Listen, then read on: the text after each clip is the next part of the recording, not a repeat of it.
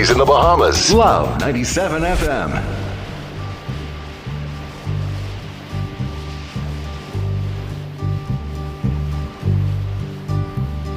Sitting in the morning sun, I'll be sitting when the evening comes, watching the ships roll in, then I'll watch them roll away again. Yeah. I'm sitting on the dock of the bay, watching the tide roll away.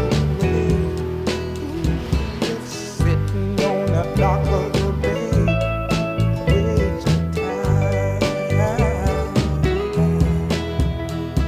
I left my home in Georgia, headed for the Frisco Bay.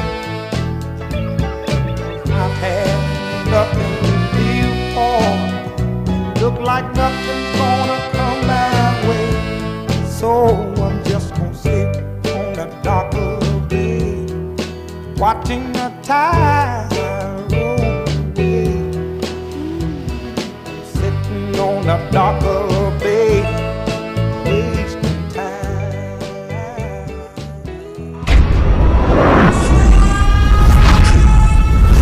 Maritime Matters is brought to you live by Bahamas Maritime Connection. What is maritime? Maritime, simply put, relates to navigation or commerce on the high seas. Some say money makes the world go round. I say ships move the money that make the world move. Who navigates those large international ships? How often are international ships required to be surveyed and inspected? Maritime also protects our seas and borders by way of our local Bahamas Defense It is Corps. very sad to say that out of 1,500 plus ships that are registered under the Bahamian flag, only a very small amount of Bahamians are employed. Maritime Matters. And pleasant good evening to you, our valued listening audience. Welcome one, welcome all. Welcome to Maritime Matters. I am your host, Captain Glenn Bain, and our wonderful producer for the night is, of course, the man himself, the maestro, Mr. Craig Gibson. And we say Happy New Year to you and you and you. We're coming in live via Love 97 FM. This is Tuesday, the 13th day of January 2026. Don't have to say 5-8. 2026. And if it's Tuesday, you know the deal. It's maritime. Tick, tick, tick, tick, tick. Matters. We encourage that if you're driving and tuning with us, please do so cautiously and ensure to take your time in getting wherever it is you are trying to get safely. As the saying goes, drive to arrive alive. Our sponsors for tonight's show, same two, 101 Pharmacy, and of course, Island Care Pharmacy of Freeport. For all your medication needs, check out my little cousin, Shantia Heal McBride. And Shani had a birthday this week. Happy birthday! Happy birthday to Shani. That's my girl, boy. She easy. And she been up in Mars Island and things. She think I know all the business. He ain't tell me, come go to the Mars. I get a captain the boat, Shani. You know, I didn't know she go on my boat. I know they like that little boat now. Anyway, Shani, happy 19th, girl. Happy 19th, and keep it coming. So, again, we're sponsored by 101 Pharmacy, Island Care Pharmacy. And that's my little cousin, Shantia Heal McBride. And a lovely team. Fill your prescription at any of their stores or send your refill via the online site to any of the stores. That'll be 101pharmacy.com. That's 101 Pharmacy, 101 Pharmacy, all lowercase, all one word, .com. The 3 locations, East Street South, Charles Sanders Highway, and of course, downtown Freeport on Explorers. That's the same road where they had that Junkunu. That's the other way, Freeport had Junkunu carrying on by. Freeport Junkunu improve, I remember I used to go to Freeport Jungle and say, boy, this look like a scrap guy. No, I ain't gonna lie, it wasn't that bad. Boy, but Freeport Jungle carrying on like our B groups, almost our A groups. We gotta watch them. Next thing you know, they want to come over here and rush against our Saxon and Valley and One Family and Roots and all us. Anyway, they're doing well. Congratulations to Freeport for having such a splendid Junkanoo display. We are secondly sponsored by Bahamas Maritime Connection Limited. That's us. BMC. And at BMC, we provide a full slate of ISPS maritime security services. And we say again to you, Happy New Year. Because I hail my anime up there in Freeport. My number one fan. That's my anime. Up there in Freeport. 92 years old. And guess what? It's a new year. And he making me 93 this year. And counting. Until she get to, you say 103 anime, or that's 100. Anyway, she got a couple good years ahead of her. So, you know, anime, she built from that stuff. That strong South Andrew stuff. She easy. I can tell you. Tonight, we engage discussions on numerous maritime events. The big one, of course, being the increased fees for visiting pleasure vessels. Now, you know, we talked about this before. And you know, we talked about this some more. And you know, we still talk about this. Every day, you hear it on the news, in the papers, how things are so shabby over the holidays for some of those family islands, because they normally crowded. Over 100% is returning away yachts when Christmas and New Year's coming. But they was only like half full. Because why? Because in our infinite wisdom, our government's infinite, and I don't know who's be advising our government on these things. It gotta be a bunch of dumbness. They decided to go sky high with the charges for pleasure yachts to visit our country. I wonder if they charge cruise ships for visiting our country. And I have to wonder that. Because while the cruise ships are that much more huge, while the cruise ships are bringing a lot of passengers who they getting head tax from, or they get head tax from these boats too. Why is it that when tourism, Ministry of Tourism, and I dare say the cabinet, from the top down, Prime Minister, Deputy Prime Minister, all cabinet ministers, and all MPs. Why? When we look at these pleasure vessels coming into our country, into our islands, into our marinas, into our harbors, why we need to charge them? If the Ministry of Tourism is spending millions and millions of dollars trying to get people to come here. Now, when the people come here, do we charge them? When the airport loaded with people and they coming through immigration and customs, do they pay to come here? Because of me and my family, assuming I'm an American, excuse me, living in Florida, I get on my boat, on my yacht, which could sleep a couple of us, and some of us could sleep on the deck, right? My boat only 45 foot long. Even if it's 145 foot long, it's my boat. And I decide we go into the Bahamas. If we go to the airport and hop on the plane, when we come in here, they can charge us anything. Why they can charge us? Because we on our boat. I try to wrap my head around how you could charge the same tourist only because he come on his boat. Does that make any kind of sense? I don't understand how you could charge these people a dime. Yes, you need to charge them for immigration clearance. Yes, you need to charge them for custom clearance. Just like you do when they come to the airport, that's in their taxes. Yes, you could charge them head tax. But you want to charge them $500 because they come on the boat. Man, make that make sense. Somebody please make that make sense. Because that ain't flying with me.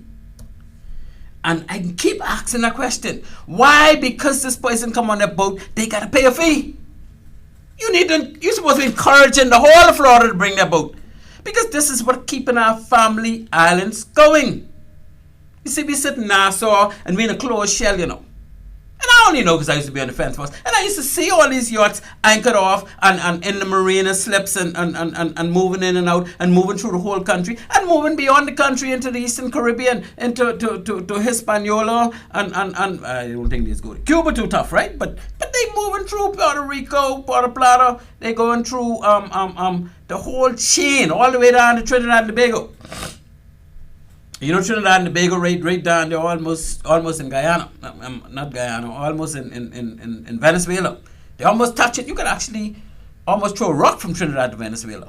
So these yachts or these pleasure vessels, people with their spouse or significant other or entire family, they moving through in their own. But why they gotta pay all this money just because they entering our country?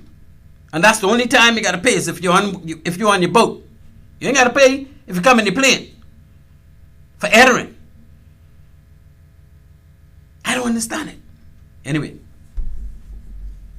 let's move on. So, since the government decided they're gonna move it for 50-foot or less yacht from $300 to $500.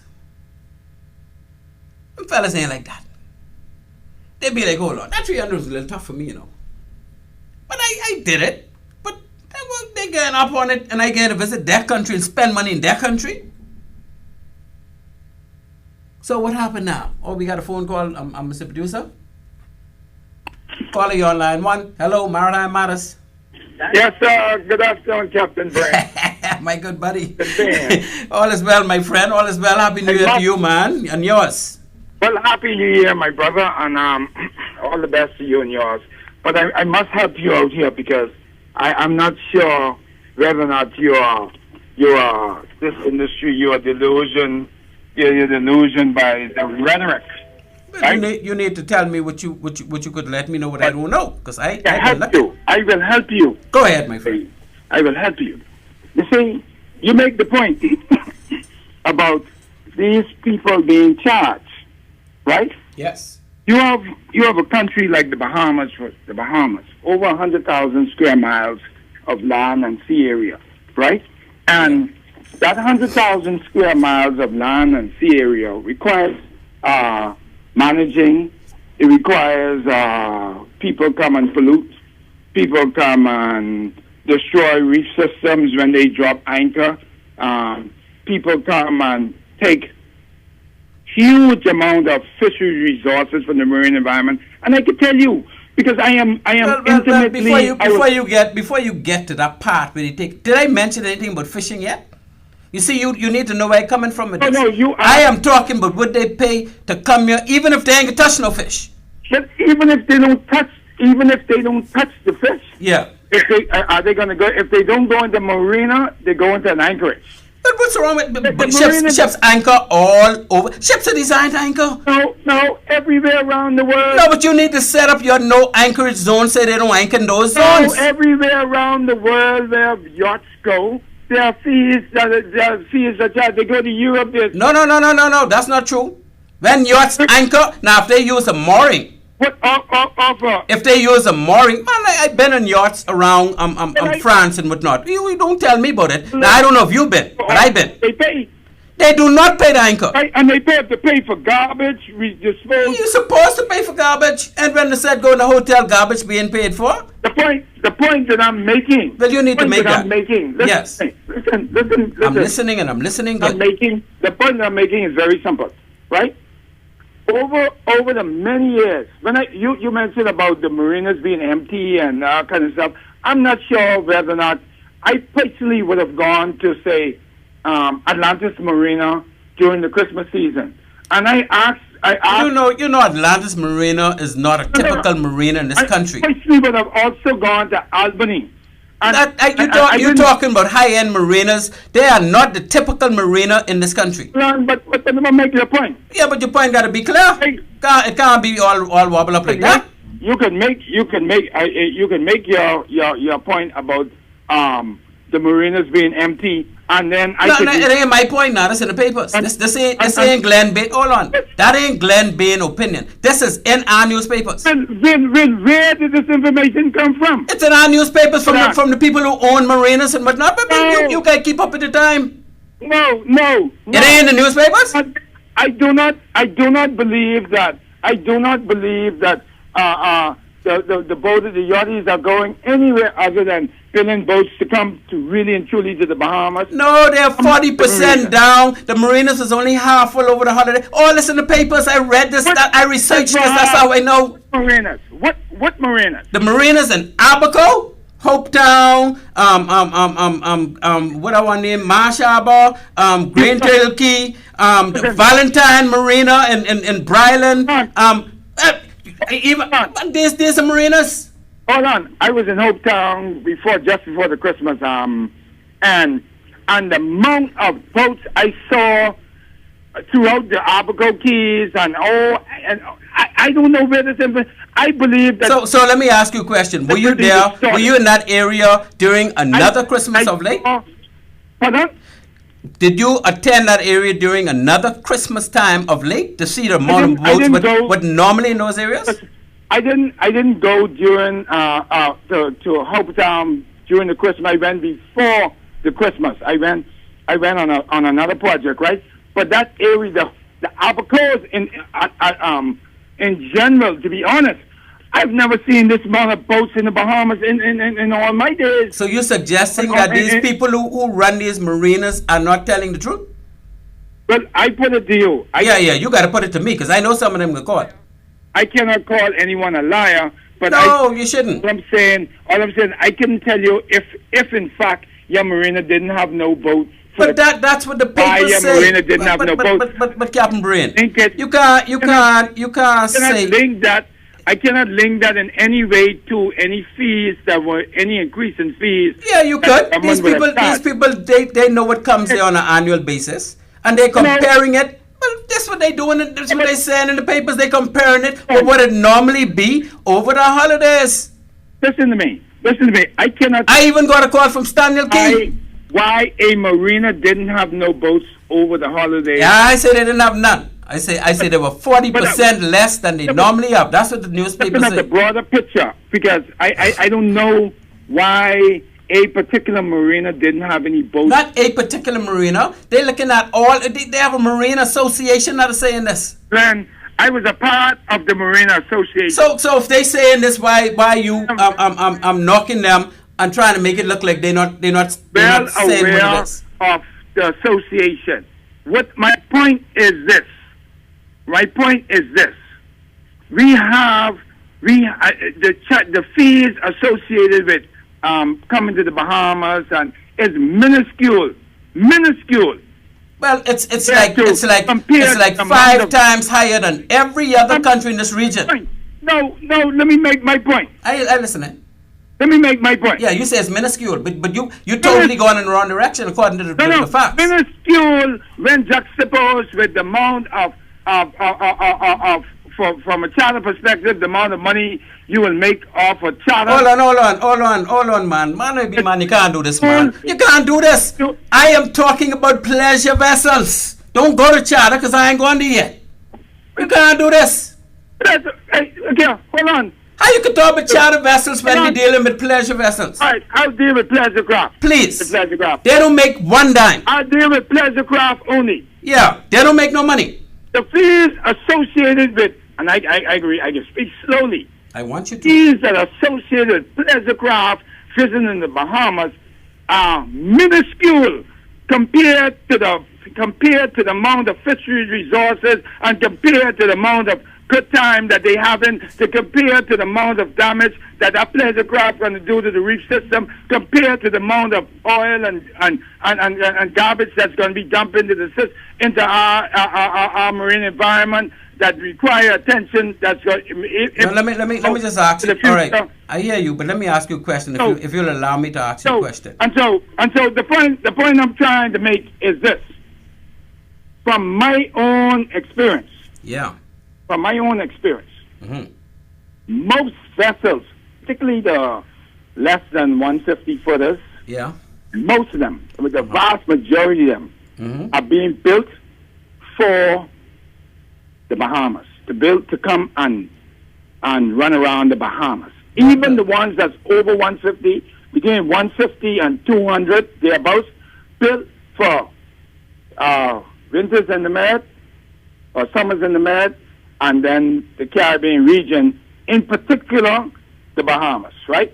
Yeah. The cost of fuel and the go down. So when someone tell me that, oh, the boat's going to go from here and they're going to go down to Puerto Rico or take some Caicos or down to Antigua or whatever the case may be, I tell you, I categorically refute that. I doubt that. What are you refuting? What are you refuting? Because what are you refuting? I don't think that boats going to.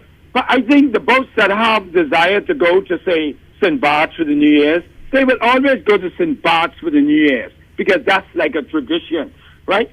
But to say that the boat's going to leave from here, spend quadruple or even more amount of money in fuel costs to go down to Turks and Caicos or to go down to Puerto Rico or wherever, I think that's ludicrous, and that's a narrative that. No, well, I could agree with you on that point, right? I could agree because if you want to come to the Bahamas, you cannot compare that if you live in Florida with going to the Eastern Caribbean. You get me there, and I agree with you. I wouldn't knock that because you're right, right? But when you start talking, but the boats coming here and degrading our waters or putting oil going in the water, like, let me ask you a question, a serious question on this. When you compare one of those visiting vessels, those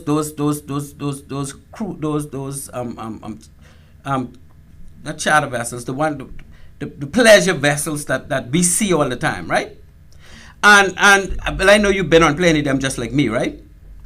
And you see the way these people keep these vessels, right? Sometimes you go in the engine room, you wouldn't believe. You could almost fry egg on the engine, right? Oh, of course. That's how clean it is. And you compare that with one of our fishing vessels, or one of our mail boats, or one of our local boats, yachts, whatever. Who does the most damage? There's no. No. We have far more of our own boats doing that same damage you're talking about than these visiting vessels. This point of view. So we in our country need to put things in place to curtail that type of thing. And until we do it, we can't blame. We can't put it on them. Well, and say they gotta pay us because we gotta do this. No, man, you're wrong. Hey, but check this out. You're wrong. And you know you're wrong. No. You ain't got met? You want me to spell it out some more?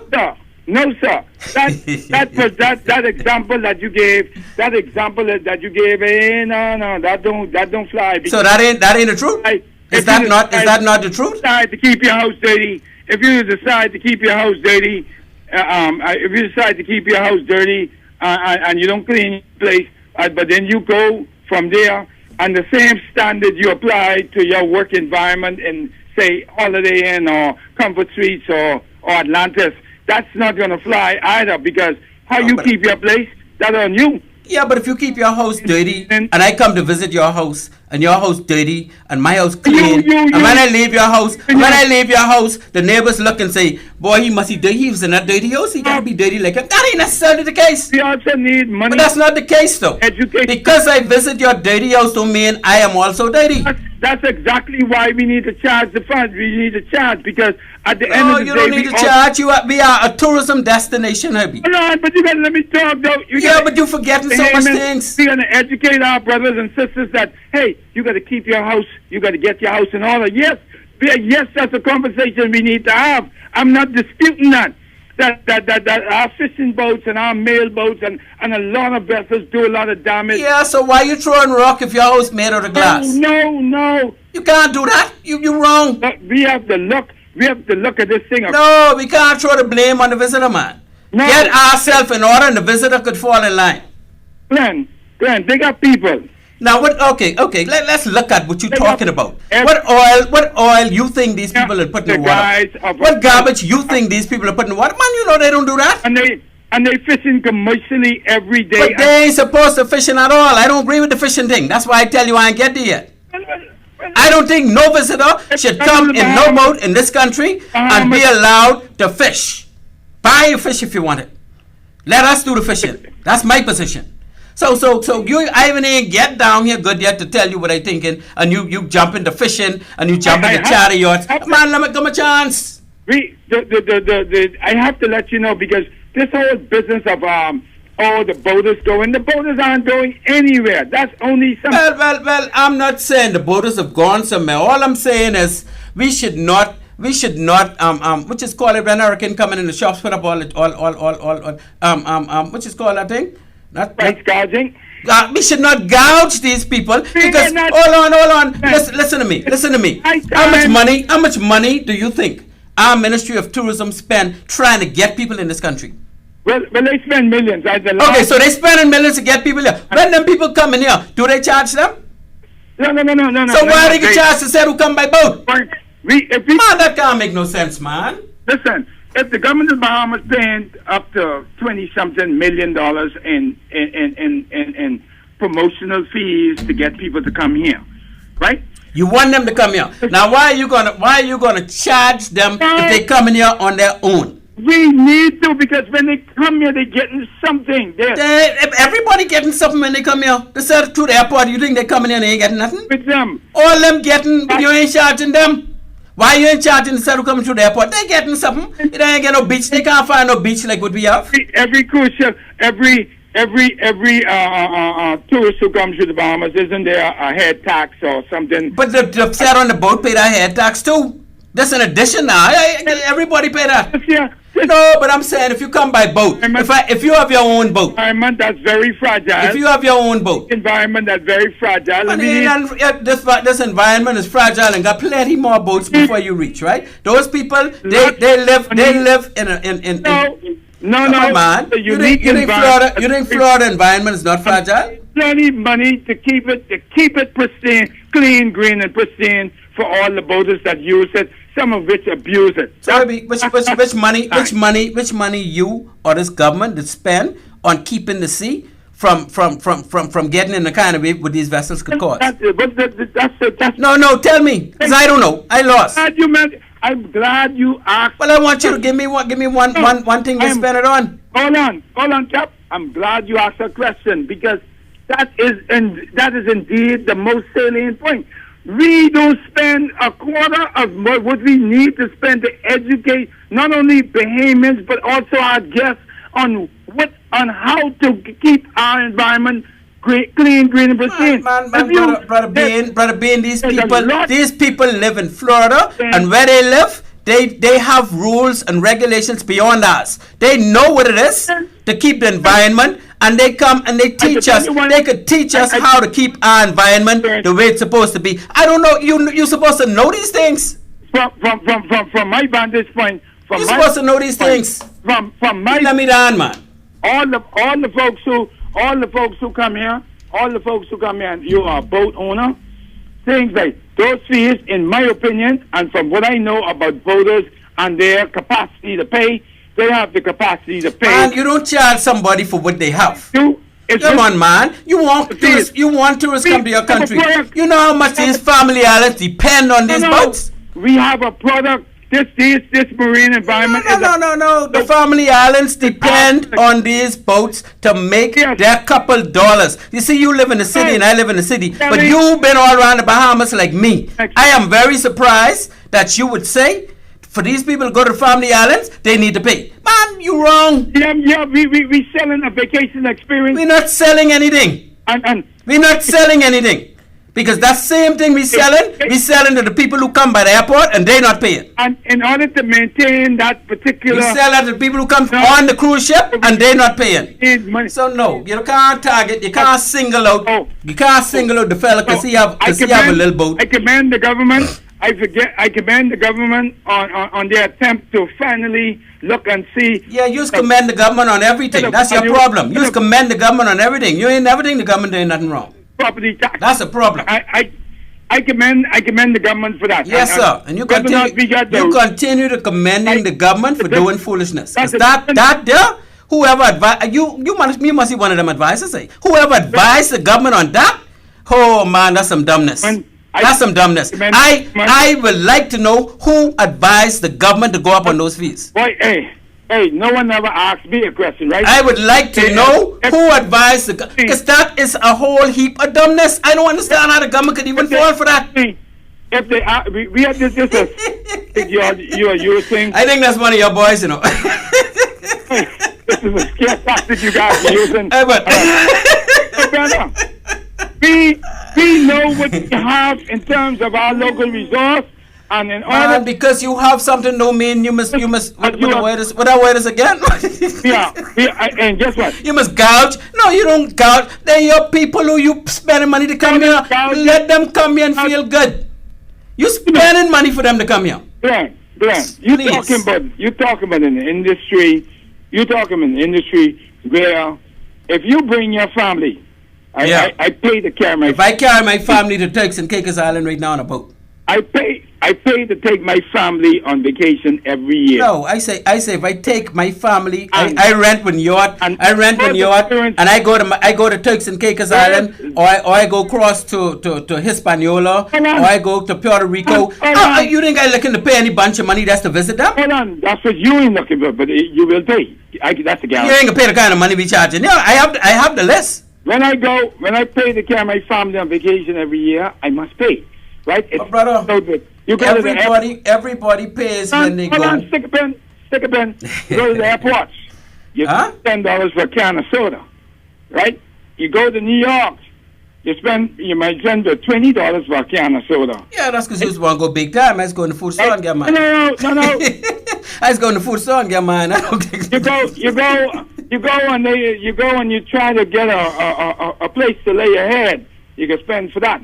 Yeah, you can look at your bill. You go to the hotel and you look at your bill and you see state tax, local tax, garbage tax. Your bill might initially been $500. So why don't we have all those taxes in our country? Right. It's $300 a night. Yeah. When you at the time of checkout, that $300 is $600 plus or whatever, or every tax in the world. And you ask the question, why all these taxes? Those are government taxes, those are state taxes, these are federal taxes, and you have to pay it. But I have no problem doing that. But don't charge me. Don't charge me for doing that. And the fellow who come from the next state by car, because I come by plane, I got to pay more than them. I'm not completed. We paid with a smile. No, you paid with a smile. The people who are charging it they are unflinching, right?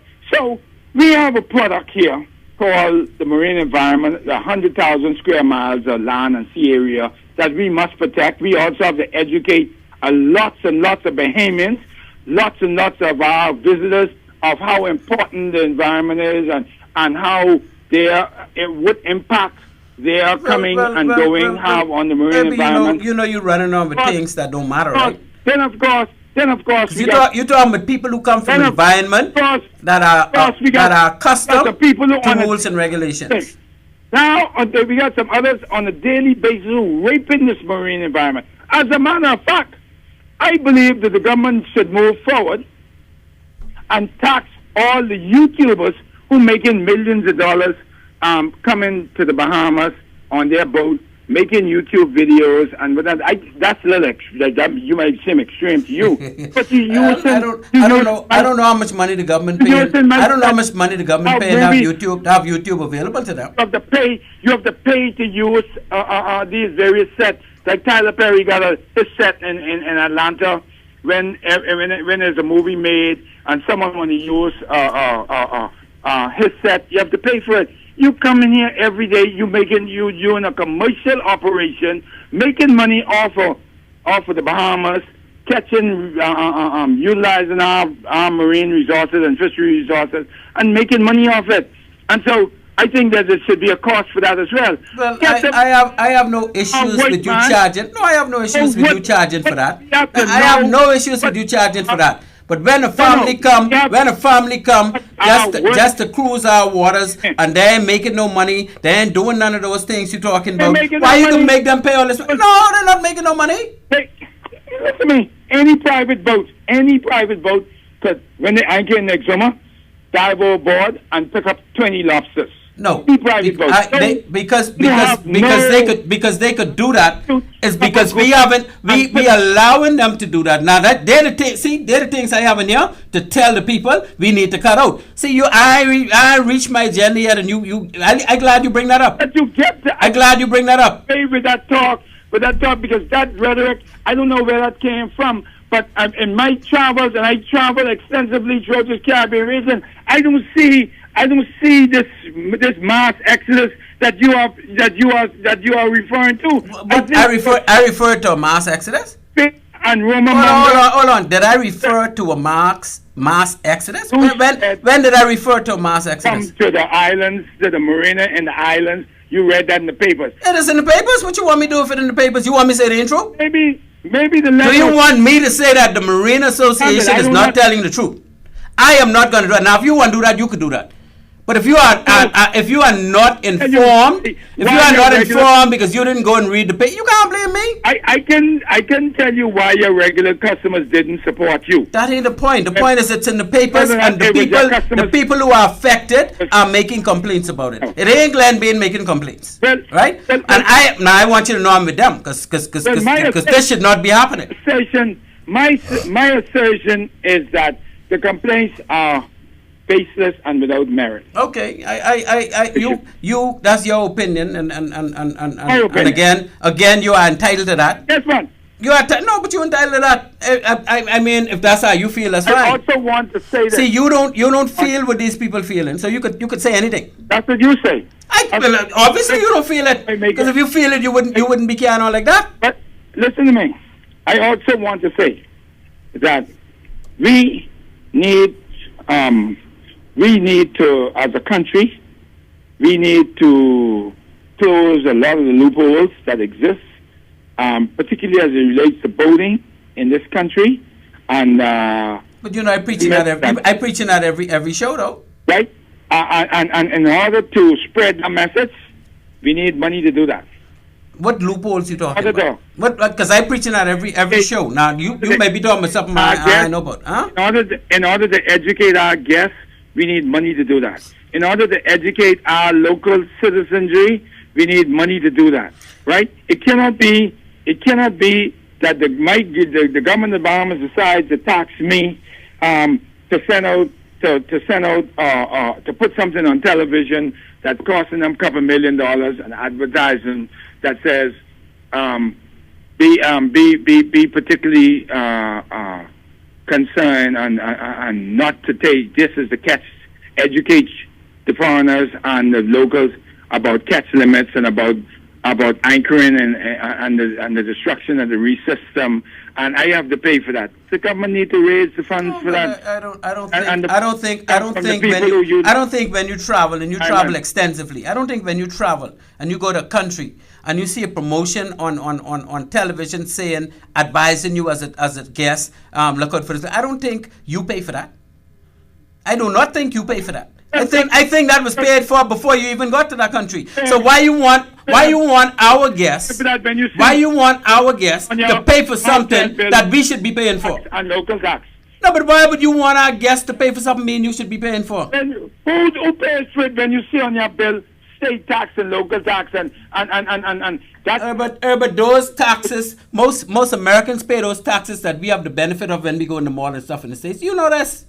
This ain't nothing new to you. Anyway, I got another call online. You can hold or you want call me back? I don't pay that. Yeah. For America. Yeah, you pay it straight. Oh. You be paying it straight. You hold or you pay all them road tax. You don't pay them. So we pay all that nice highway you be getting on. Do you want to hold or you want me to get back to you? I will call me back for the opportunity, but I will hold. You want to hold? Continue to listen to the show. And where you slip down again, and I hope you don't slip down anymore, I will step in and get you back on track because I'll appreciate it was 2026 or whatever. I'll appreciate that so much, my friend. Off track at the beginning of this year. Thank you so much. All right. Anyway, call back. Feel free to call back. Let me see my caller. Indeed. Calling you on Maritime Matters. I do apologize. That caller, that good friend, my best friend, I don't know what he something going on this year. Yes, sir. Okay. You need to not let her just keep on running on with these rhetorics. Well, we were talking about the topic. No, we were talking about the topic. So. Let me have something to say because I'm on the cell phone. Yes, sir. You can hear that Herbie is just another one of those PLP boys. That's how it sounds to me. Yeah, hold on. But I don't have no problem because I might be one of them PLP boys too. But that ain't mean I can wear it on my sleeve, eh? At least you talking some sense. Well, that's what I'm saying. It doesn't matter what governing party you support. You just need to talk sense. Yeah, the point I'm making is, the point is here, you listen to all these shows and whatnot, and people are continuing to just lambaste sensible things and whatnot rather than get into a discussion and try to make some sense. Yes, sir. The point is, he's talking about educating our people. Florida and those other cities, they have laws. People obey the laws. And they educate the people. And you need to educate a doggone soul. If the laws are done and you follow the laws, people will follow the law. Absolutely. We got to put it down first. And so tell him stop talking garbage. I try to tell him, but he ain't listening. And get with common sense. It's true they say common sense is common. Yeah, I try to tell him, but he ain't listening to me. You know how it is. Tell him and let him know that other people may want to call and weigh in on the show. Yes, sir. Yes, sir. I appreciate that. The point remains that if they didn't realize that they made a mistake, they wouldn't talk about revisiting it. I agree. The mistake is made, and it got to be corrected. And it's the Family Island people who feeling it, you know. See, I am going to take this to another level. Okay, you take from the FNM lost the election. They were talking about what was happening with what. Yes. Right just before the election now, what is going to be addressed? Yes, sir. You know, it's so obvious. But that's politics. I try and stay out of that. But what you're saying is the way politics run. And maybe needs to understand that some things make sense and some things don't make sense. Yeah, I don't understand how he could support that kind of thing. He really disappointed me on that. Okay, I just want to say that. I appreciate Continue you doing what you're doing. You're making sense, and if you want to stay people, I don't fault you for that. We all have a thing, and we have our right to support whomever we see fit. Thank you very much. We don't need to fall for garbage. We have a country to build. We have a country to build, and we got to keep trying. And we don't need to fall in line with nonsense. No, we got to stomp it out. Take care. You have a blessed one and carry on smartly. Thank you so much for your call, my friend, and you take care and do well this year. Yes, sir. All right, my brother. I heard, but no, you can call back on that one, but feel free. Ladies and gentlemen, you listening to Maritime Matters. You may have thought that was just a bunch of ball rolling out and balling and rowing, and it was, right? But that's how me and Herbie roll. The reality is we was on topic. We were really in a heated discussion about this increase, a 40% increase by the government on charging vessels that coming in here on their own free will to visit our country. It used to cost $300 for any vessel, and this before any other fees now, for any vessel under 50 feet long. Just coming to visit us. You guys pay $300. They take it up to $500. And of course, the boating community, these people could afford it, you know, but they don't like to feel like they're being taken advantage of. I don't like to feel like I've been taken advantage of if I go in another country. You wouldn't like to feel like you've been taken advantage of. Only my good friend Herbie. Line 1 again. Calling on Maritime Matters. Hello. Hi, how are you, man? I'm in top shape, my friend. It's a great show you have here, Glenn. I appreciate it, my brother. Thank you so much. Yes. We got a lot to talk about in the Bahamas. You're talking about all the boating fees and everything that's going on in the maritime. Yes, sir. I am just getting started. I got a long list of stuff here, but my good friend, our good friend, as you know, Captain Brain, you know what I mean, from the good old BDF. He decided that he wanna call and throw some oil on the fire, some water on the fire, but it wasn't working because he wasn't too informed. I think if he was reading the papers of late, then I don't think he would have made that call. But you go right ahead, man. I am so happy to be hearing from you. Yes, I'm very concerned. You know, I know the situation with the fees. There's a lot we can discuss in that area, but I am very concerned that when it comes to our whole maritime space, the country is losing a lot of revenue. I agree. And then also there's lots of illegal businesses running in our maritime space with boaters, and there are genuine boaters who fit in different categories. You know, absolutely. Some are taking advantage. Sailors who just love the Bahamas. They want to come and enjoy. That's a whole different from someone who has a 150-foot yacht. Yeah, they come in to exploit. Exactly. I agree. You know what I mean? Yes, sir. And there's a lot of those categories we could talk about, from the sports fishing, the 60, 70-foot sports fishing yacht that are doing commercial operations in the Bahamas. And then there's the genuine angler who would come once a year to enjoy just the challenge of trying to catch a blue marlin with his family. Yes, and we need to do the catch and release for those type of things. I think we need to move to catch and release when it comes to big game. Countries do it now, and there's no need, because as you know just as good as I do, when they have these fishing tournaments at these various marinas, particularly the ones in the northwestern Bahamas, including Navajo, they have these fishing. You see tens of vessels going out, and when they come back in the evening, the dock, they loaded with fish. Yeah, it's terrible. Because they're not catching and releasing. Our national fish. The marlin. Don't do that to a lot of other countries. I can tell you, I know people who go fishing in Panama and Mexico, and it's just 100% catch and release. Absolutely. Is that the way it is in the fly fish industry, though? Is it catch and release, or all catch and release? See, and there's nothing wrong with that, and that's game. You game and you happy, you caught that fish. Because a lot of these people, as you know, they don't really want the fish to eat, and they don't want it to sell. They just want the pleasure of gaming and going through that exercise, catching the fish. Yes, definitely. And then, like you say, we got the ones who can exploit. It's 100% catch and release in the fly fishing. That's Bone fish, top, and permit. Yes. We let them all go. We don't kill any of those fish. Do they tag any of them? That's if you have some research going on with university. Like, that's one of the things we wanted. But for me, I'm very concerned that BAMSI and our University of Bahamas are involved in getting Bahamian students in research in this area. Yes. Okay? Yes. Yes. Well, the thing is, I remember one time I was a young officer. Jackson Ritchie was my captain. You know, Jackson Ritchie was he was wild. Like Jack used to go there, and he never used to sleep.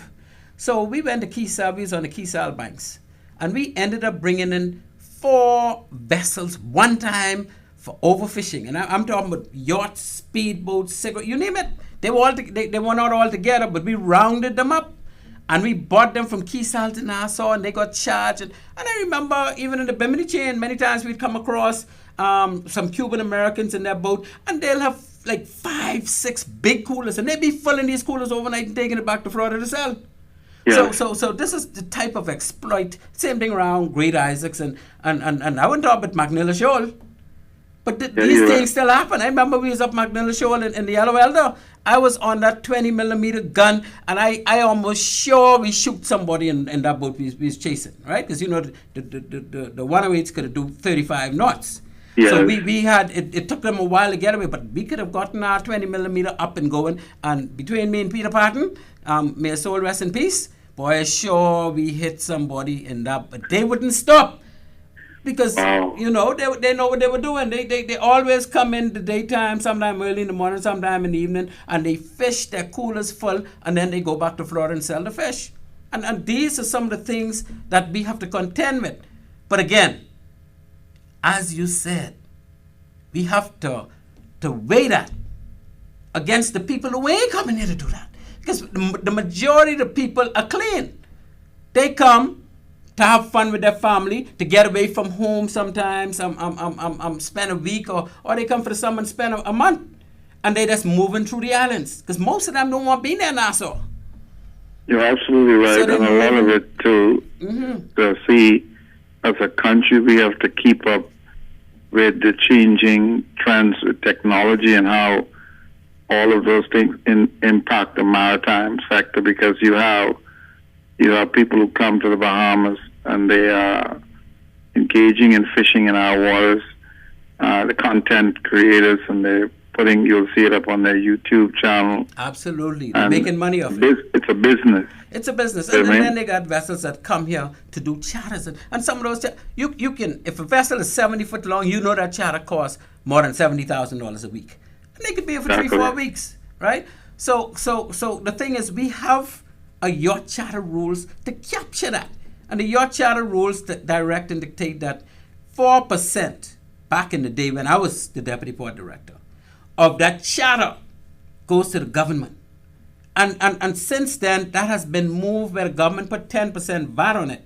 And then they took the VAT off, and now it's 14% just charter fees. And that's what I was lobbying for from day one. Why charge VAT? Just put the fees up to 14%.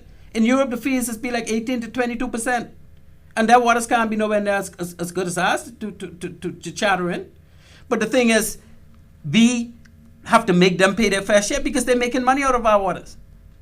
But what we do not want to do... too, because I could tell you from some of the persons I know personally who have brought to my attention, and these are Americans who care about what is happening in our country, not the legitimate boaters who come to enjoy it, but also those who they know come to the Bahamas running these kind of businesses and then come back to the United States, and you know, they are bragging about the fact that in most cases we don't know all of these areas we're being exploited, and I would say.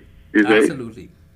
Yeah. And they come and they catch our fish, our groupers and red snappers, and then to see that when they home, they not even allowed to go and fish for red snapper. Exactly. I know, for example, I have a brother who lives in Florida, and I was like shocked when he told me, you know, that they only had a couple days a year red snapper season on the Atlantic side, because, you know, it depends on where you are in the Gulf. And I said, what? I thought it was a month.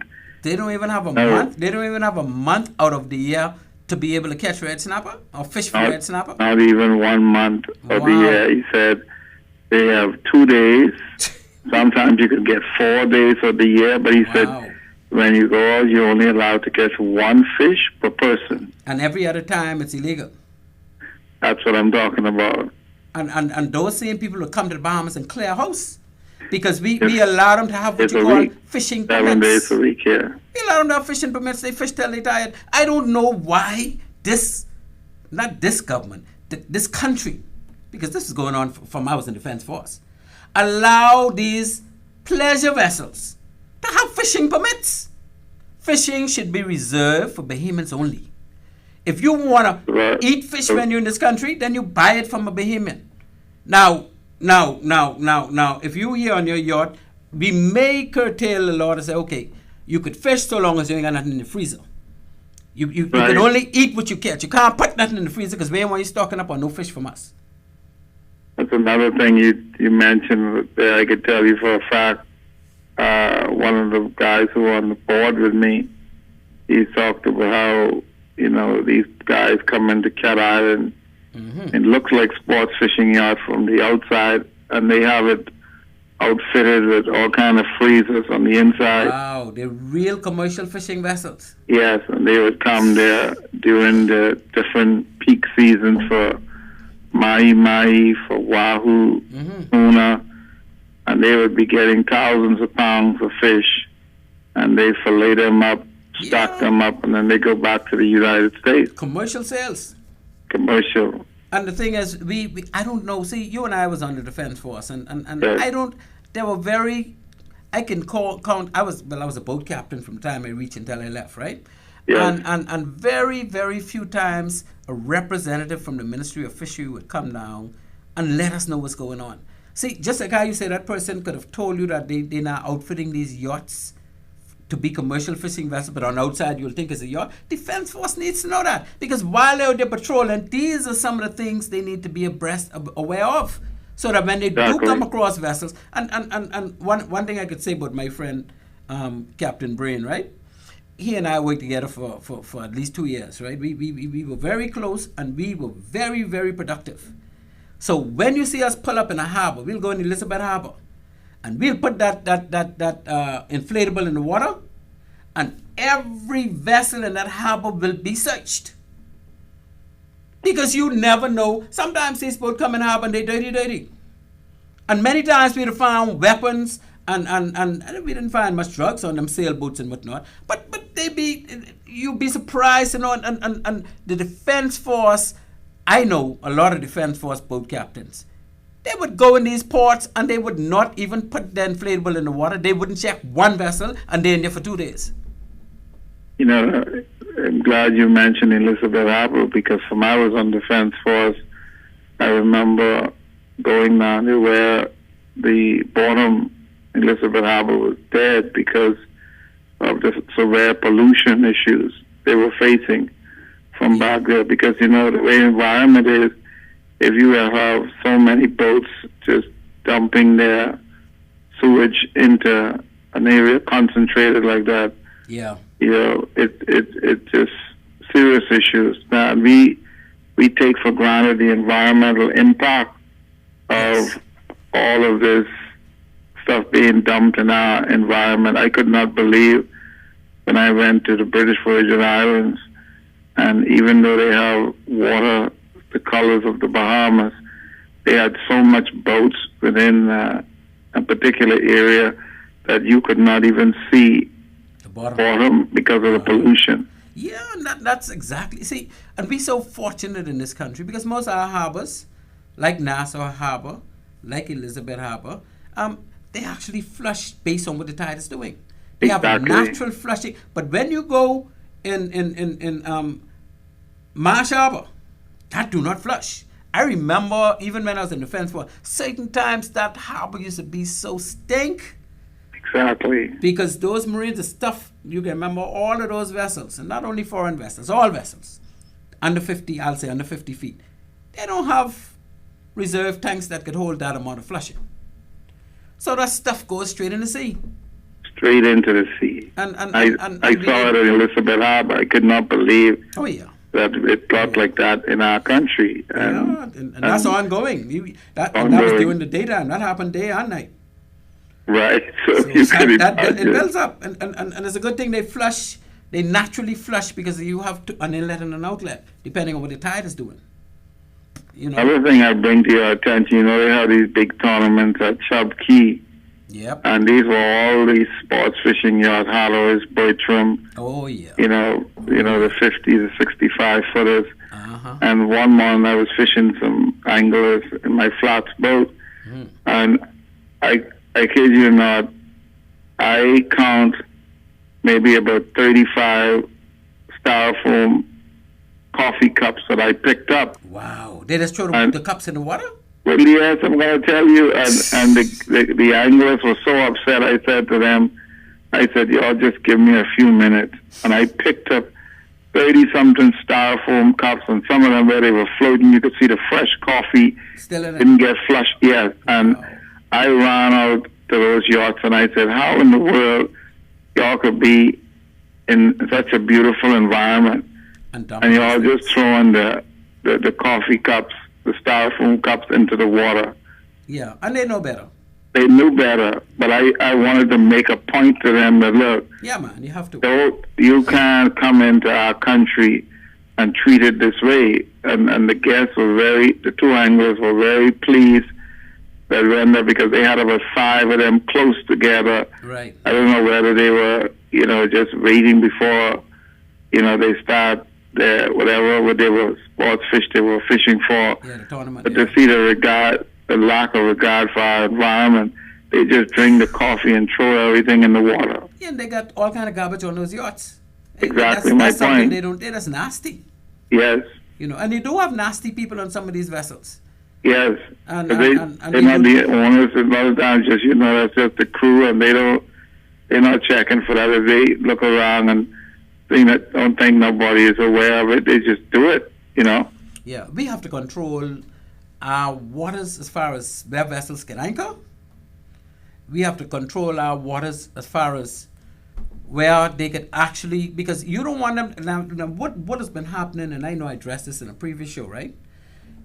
I know you're in Nassau quite often, right? Yeah, yes, I do. When you drive by Montague Beach, you will notice now that a whole heap of boats anchor right off between Montague Ramp and Montague Beach. Yes. And they sit there for days and nights and days, and they always like load. But that is a place where people go to recreate. We go to swim. And when they flush their toilets, it's going right in the sea. Why would they be allowed to? See, we need to tell them that's a no anchorage area, and we need to document that and put that in our laws. You made a very good point just now. To be honest with you, a lot of times the average Bahamian who isn't even aware of the maritime situation like that. Yeah, it's when tide to the beach. See, when tide is ebbing, the water goes from east to west. Exactly. So whenever, and people like to go in the water when tide ebb, and they say the tide is take your worries and cares away, right? Take your sickness away. So, but when the tide is ebbing, the water's coming from those vessels straight along the beach. Exactly. And whenever they flush their toilet, that stuff coming to the beach.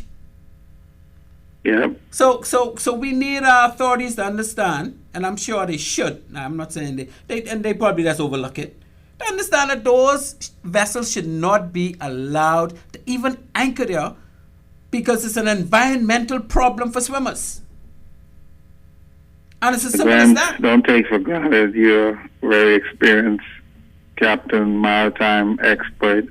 I think the majority of our population is so busy and now so day-to-day survival. I don't know how many are really paying attention to what's going on out there in the marine space.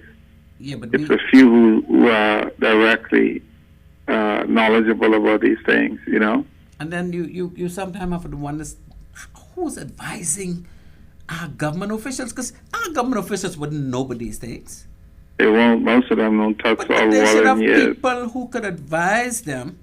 We have a whole Bahamas Maritime Authority, a whole port department, a whole defense force.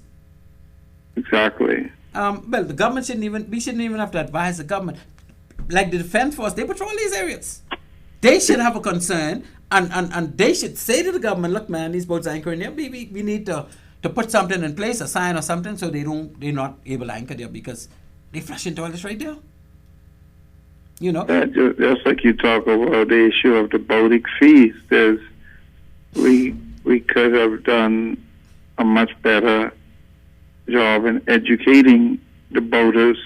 Yes. About this, even from an environmental standpoint, that you're not just paying a fee and it doesn't go, when it comes to infrastructure, when it comes to cleaning up our coastline, when it comes to restoring nursery systems.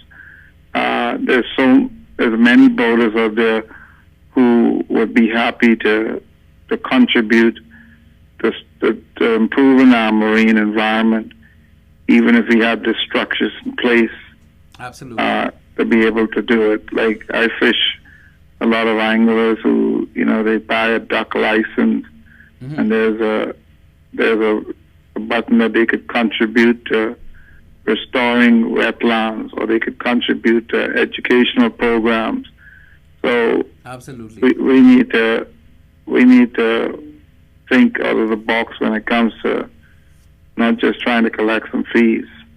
Yeah, and the thing is, I recall many years ago I went up to Hopetown to do a boat inspection, and my first time going through Hopetown, because I had to pass almost every vessel, I realized that even if you wanted to drop an anchor in Hopetown Harbor, you couldn't, because they got so much buoys, and you have to pay to use a buoy. And that's exactly what we should have everywhere in the country. We should have enough buoys in these locations where we only can put buoys where we want you to anchor. And if you come in this area, it's no anchorage unless you use a buoy. Yes, and those revenues can be to benefit the various island communities. Absolutely, and that's what they was doing with the Land and Sea Park. Well, I mean, they may have gone about it the wrong way, but yes. the entire country needs to be, especially on the family islands, because there's nothing wrong with a yacht, in my opinion, or a vessel moving along, say, the Ragged Island chain, and they decide to anchor off a beach. There's no community there, right? There's no problem with the beach anchorage because there's no reef. You drop your anchor in the sand. And I have no issues with it. But your point right there, what you just mentioned about the Land and Sea Park, the exhumas. Yeah. And ask yourself the question, the amount of boaters that are in the exhumas right now and go to the exhumas every year, where does the revenue go environmentally to support sustaining the health of the marine area in the exhumas? Well, you that should is the revenue. So you should be getting revenue, and in a community like in an area like that, you got the Black Point community and the Stanley Key community, and that could be a source of revenue for some of the natives, right? That's the point I'm making to you. The natives could all have 10 buoys that they maintain and they manage. They're not charging. You have to educate me. Do you think they charge any of those boats $1 environmental fee? No, they don't pay. I don't think they pay anything. I don't even think we have a setup in our laws where they're supposed to pay environmental fee. And there's nothing wrong with that, because everywhere in the world you can find that, right? There's nothing wrong with telling them, look, if you're coming in this area, we have a level of sustenance and we got to keep it maintained. And you got to contribute if you could be used in this area. So you will have to pay, we will levy a fee on you for being in this area. I don't have a problem with that. See, that's different from trying to charge somebody for entering your country. Yeah, if you're impacting the environment, of course, millions and millions of boats over the years, you pay your fair share.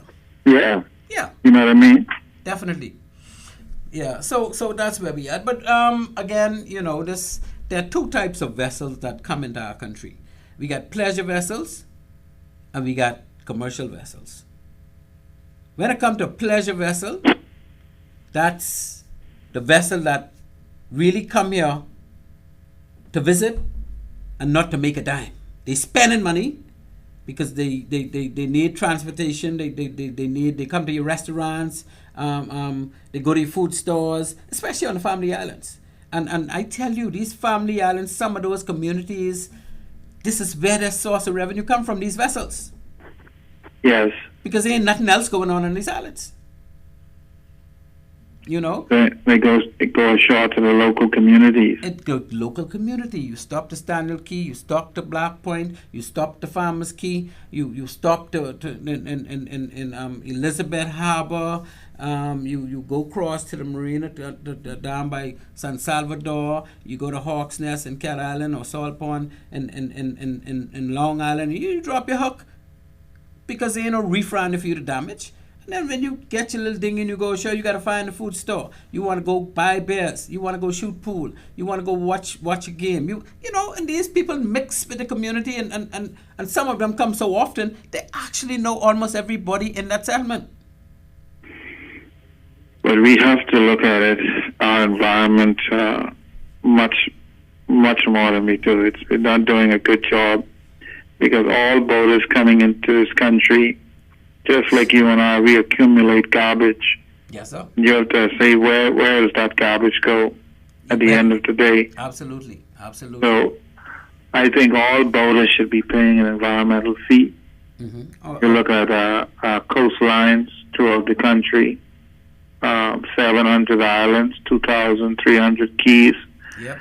There's a lot, and I'm not just talking about the visiting boaters, just we as a people in the country gotta be a lot more serious about our environment. That's how we make a living, and if we don't treat it a lot better than we are, it's not going to be around in the state for the next generation. Because I can tell you things that I see with my own eyes.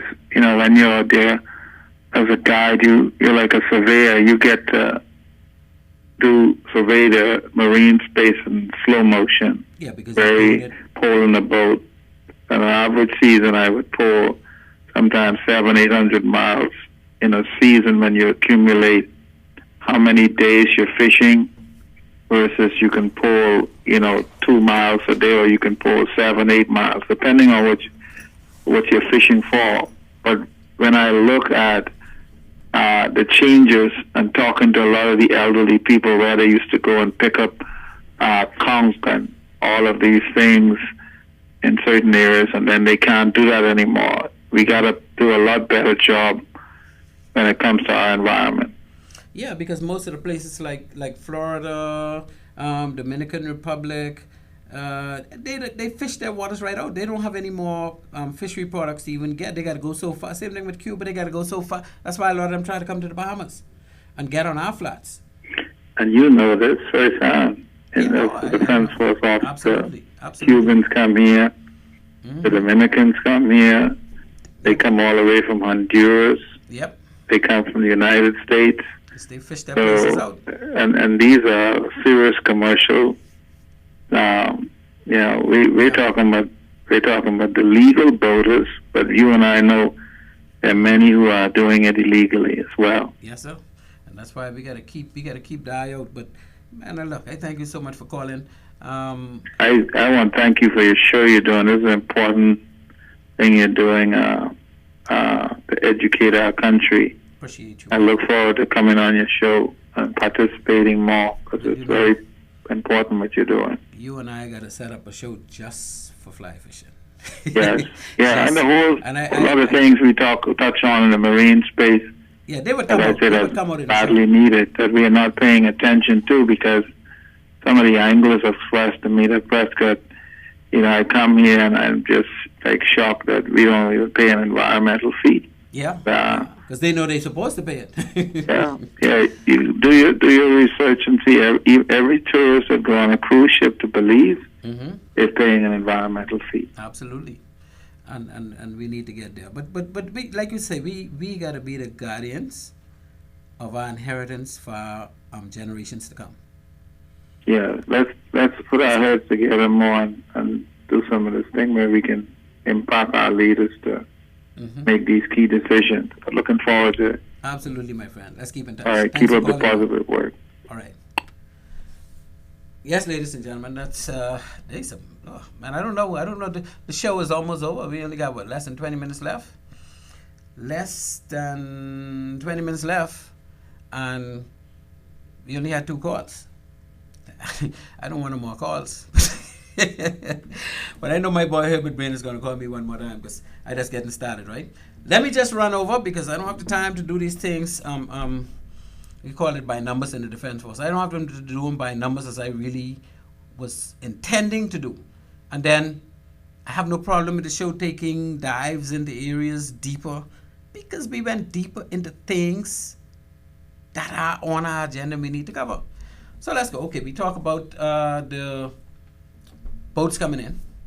of course, and the fees being out of whack. It was increased by 40%. It was already high, right, compared to the rest of this region. And it gone higher. And as we know, those of us who've been paying attention, the Deputy Prime Minister and others have kind of promised that it would be reviewed in view of relaxing it.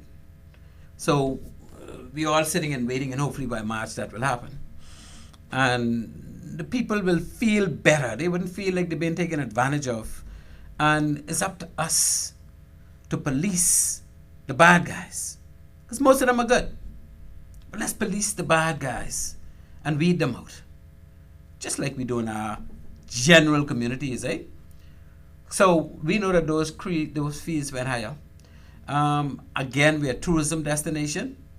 And in my opinion, and this Glen Bain opinion now, I personally don't think those people should pay one dime just to enter the country on their own private boat.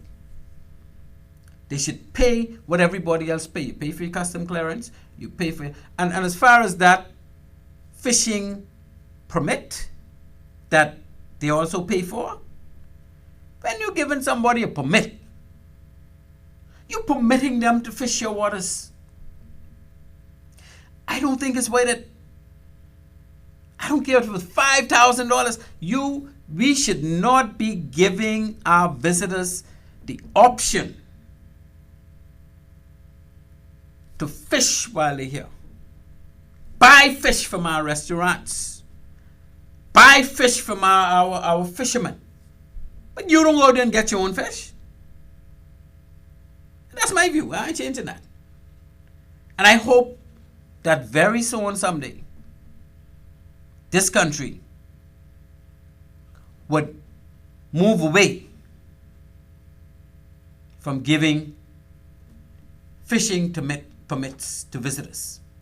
I don't care what kind. I don't care what kind of visitor. You don't have the right to fish.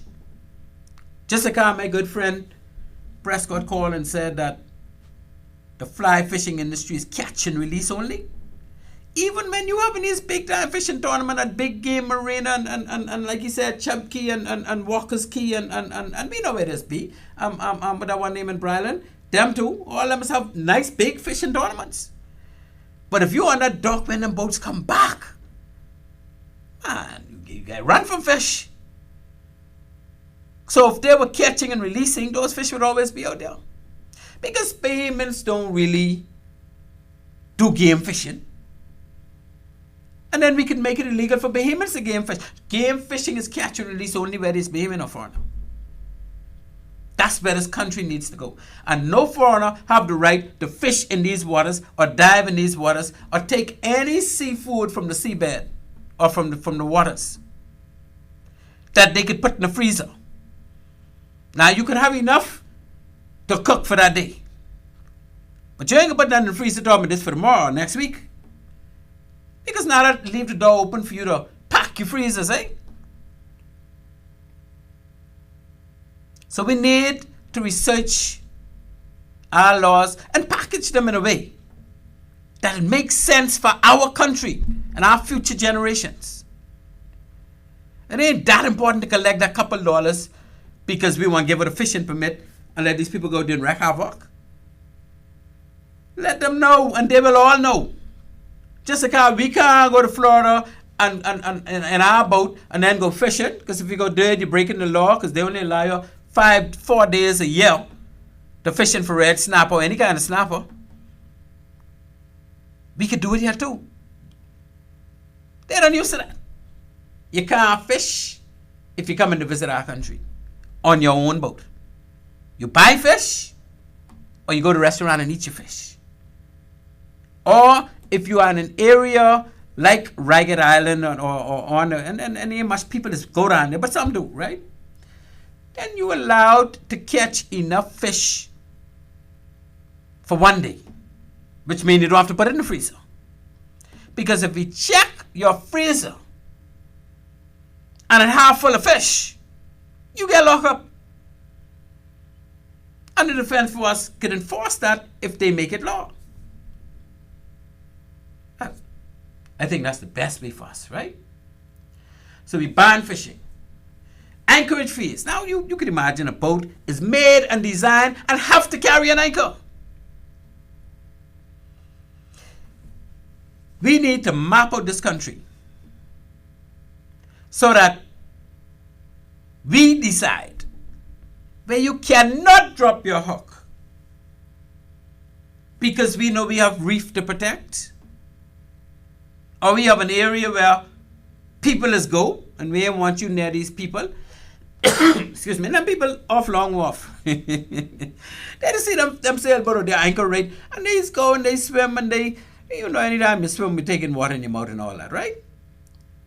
And then people flush their toilet where you think that stuff good. Right in the sea. And you may say, oh, I don't think it has reached me. And it may not. Boy, but chances are it might. No, but we shouldn't allow them to anchor in those areas. The bottom line is, wherever we get beach for public use, no vessel should be anchoring in that area. And it's cheaper for them to anchor there because they ain't got to pay for it. Now the government trying to make them pay for it, which means the government encouraging them to do that. How could that make sense?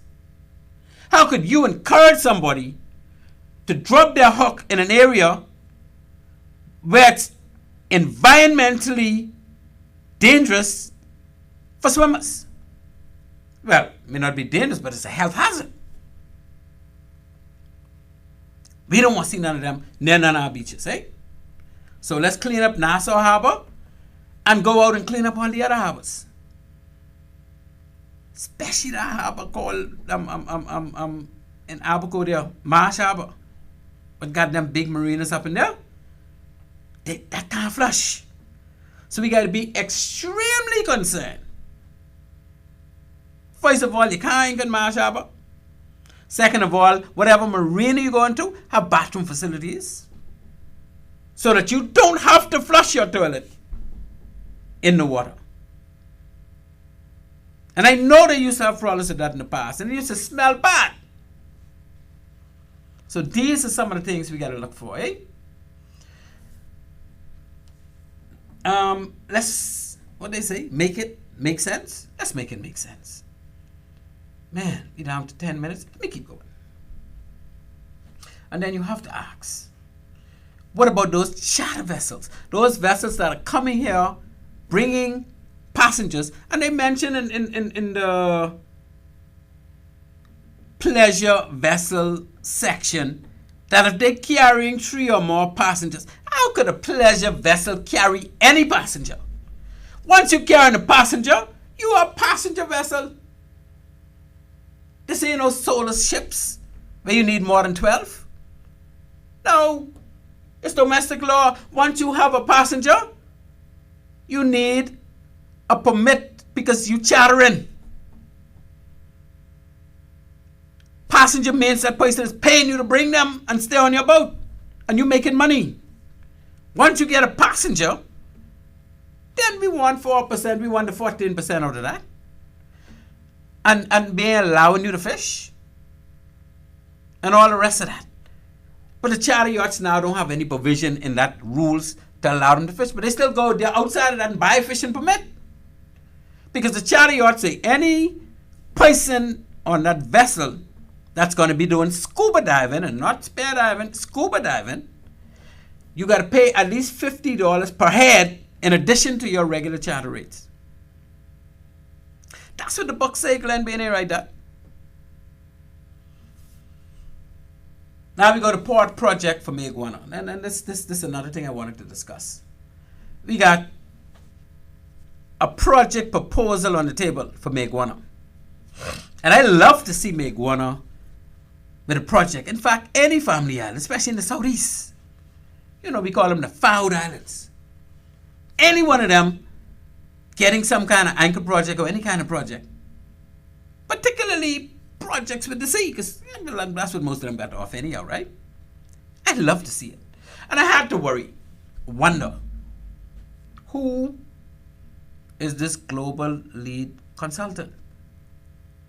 Because I was reading about it, and they saying this global consultant would have ownership along with the government, along with the association of Mayaguana.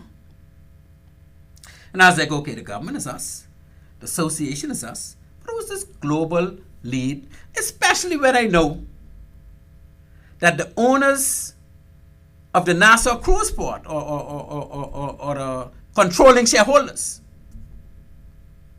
the Turkish people, their name is Global Port Holdings. So my thing is this global again? Why does global want to go all the way down in our family islands to be making money? What happened to our Bahamians? All us, we got more than enough money to fund a project in the family island. But as I look, I found out that, to my surprise, and I was so happy to see that the global lead consultants are a group of Bahamians. And I think one of the leaders is my good friend Curly McDonald. Those McDonald's from North Cat Island up in Orange Creek, Bennett Harbor area. Yeah, they're my good friends. One of those brothers, Arthur and Godville and their brother Curly. Curly happened to be one of the founders and spearhead this global lead. So Curly, I say congratulations, my friend, and I hope everything works out surrounding this project, this PPP, call it public-private partnership, for Mayaguana. And I think I saw some plans, because I got a good friend who from Mayaguana, and he know who he is, right? He showed me some plans where they had plans to, and I think he's a big part of the association to put this development on the northwestern section of Mayaguana. And my thing is, I have no issues with that. You all go right ahead and do that. But I still want our government to have a country-wide plan for where we're going to put cruise ship docks on our southeastern islands. And all the islands that the cruise ships themselves hadn't put docks on yet. I ain't talking about the little keys. They can keep the keys. But all these family islands got communities that if one cruise ship was to go to those communities twice a week, that's a full-time job for a whole heap of people who live in Nassau from those islands that could go back home and be handsomely, gainfully employed. You could make good money, more money than you could make in Nassau, because you know your island. You could do tours. You get the best beaches. Wherever that cruise ship dock is, you could put some bars and restaurants and what you call it, straw wake and that type of thing. All these islands got things that tourists would love to see. And this is where we need to go with this plan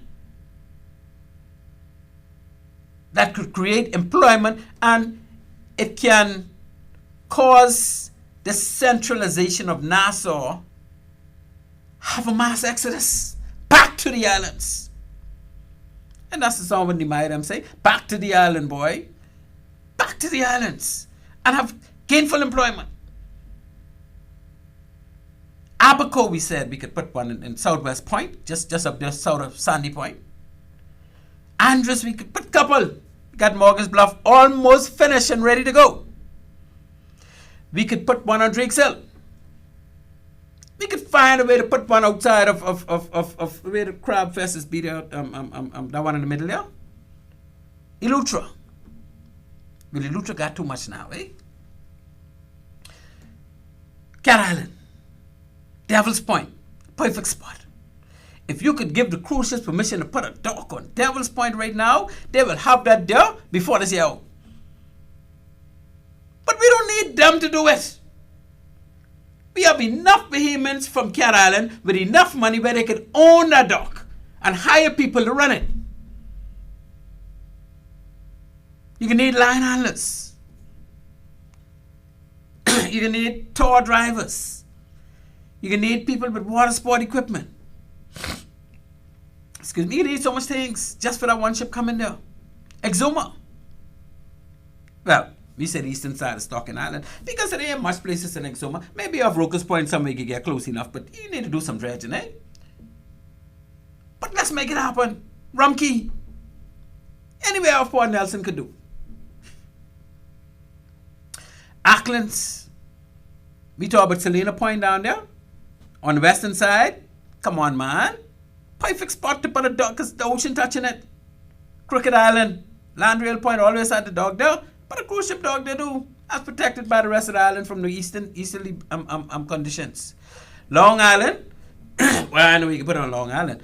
You must go off Clarence Town because ain't much ocean touching Long Island like that. Maybe if you go up in the north in the back there by what that key name? Forget the name of the key. Yeah, maybe around there somewhere you could find deep enough waters near the land where you could put a cruise ship dock. But it could be explored. San Salvador, come on, man. We got Columbus Point. Oh, my time gone. Inagua, big lighthouse area. Water deep. Mayaguana, we could go to Betsy Bay. In addition, Mayaguana could have 2, Mayaguana could have 3. Do you know that they're now putting 3 cruise ship docks at Ocean Key? They had 1. And they building 2 more right now. 3 ships a day. Carnival will have 4 ships a day to the side of Grand Bahama. Anyway, we didn't get that international maritime stuff. I don't think my boy Herbie wanted to get that far, right? So we'll have to talk about what the U.S. and President Trump is doing with the rest of the world pertaining to all this maritime stuff in our next show. So until then, ladies and gentlemen, you have been listening to Maritime Matters. I am your host, Captain Glenn Bain. Wonderful producer for the night, Mr. Craig Gibson. Our sponsors for the night show, or this evening show, 101 Pharmacy, Island Care Pharmacy, Bahamas Maritime Connection. And as always, I say good night to my Annie Mae. I want to thank my 2 callers. 3. What was it for? All of my callers were good. And all of them were on point, and I appreciate them so much. With that, ladies and gentlemen, as always, we say to you, Maritime Matters, tick, tick, tick, tick. Out. Sitting on a dock